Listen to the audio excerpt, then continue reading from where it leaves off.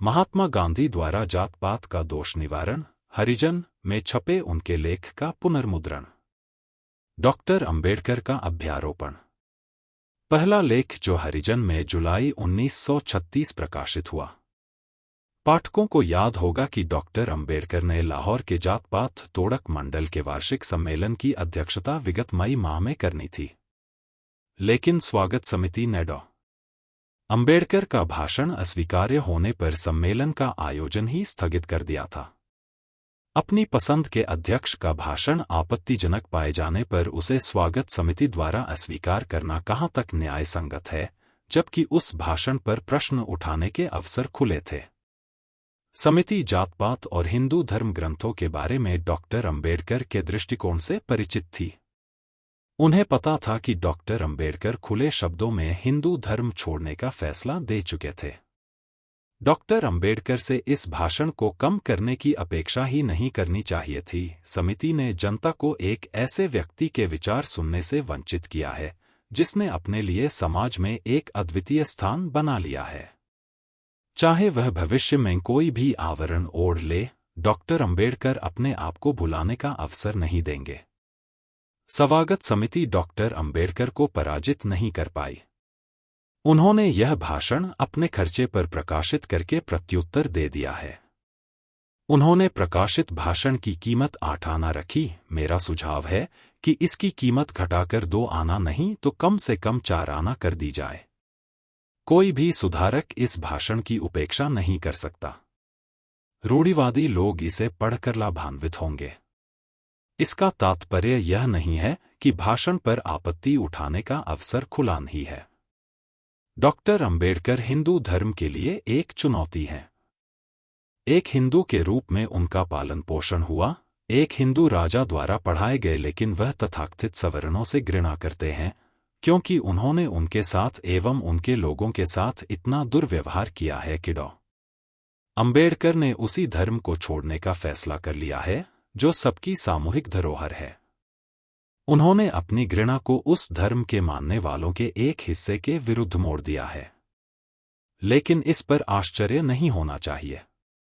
आखिर किसी व्यवस्था या संस्था की परख उसके प्रतिनिधियों के व्यवहार से की जा सकती है।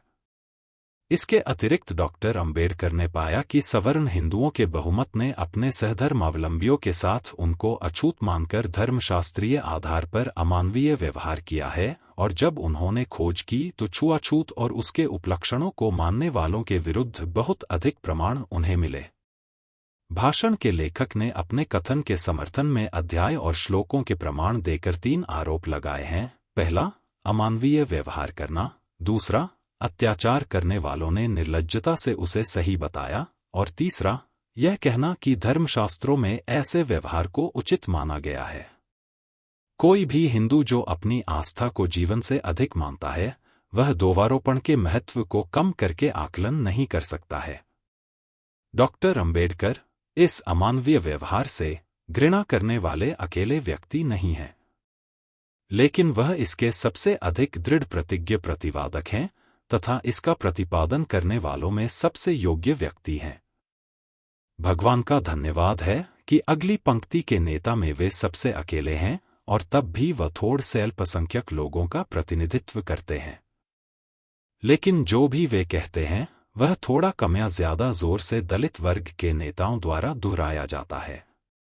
उदाहरण के लिए राय बहादुर एम.सी. राजा तथा दीवान बहादुर श्रीनिवासन न केवल हिंदू धर्म छोड़ देने की धमकी देते हैं, बल्कि हरिजनों के बहुत बड़े वर्ग के शर्मनाक प्रतिपीड़न की क्षतिपूर्ति के लिए इसको साहजनक पाते हैं।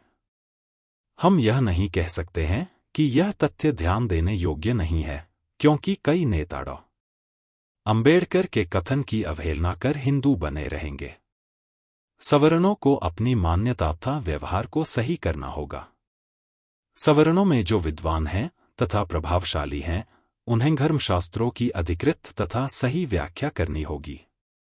डॉक्टर अंबेडकर के अमयोग पत्र ने जो प्रश्न उठाए हैं वे इस प्रकार हैं। हाँ, धर्मशास्त्र क्या हैं? 2. क्या छपे हुए मूल पाठ को धर्मशास्त्रों का अंगभूत हिस्सा माना जाए या इसके किसी हिस्से को अनधिकृत रूप से अस्वीकृत माना जाए? 3. छुआछूत, जाति, प्रतिष्ठा की समानता, रोटी बेटी के संबंध के प्रश्न पर धर्मशास्त्रों के मान्य व परिशोधित अंश का क्या उत्तर दिया जाए, न सब प्रश्नों का डॉक्टर अंबेडकर ने अपने भाषण में विशद विवेचन किया है। इन प्रश्नों के उत्तर तथा डॉक्टर अंबेडकर के शोधपूर्ण भाषण में निहित गलतियों पर मैं अपना वक्तव्य अगले अंक में दूंगा।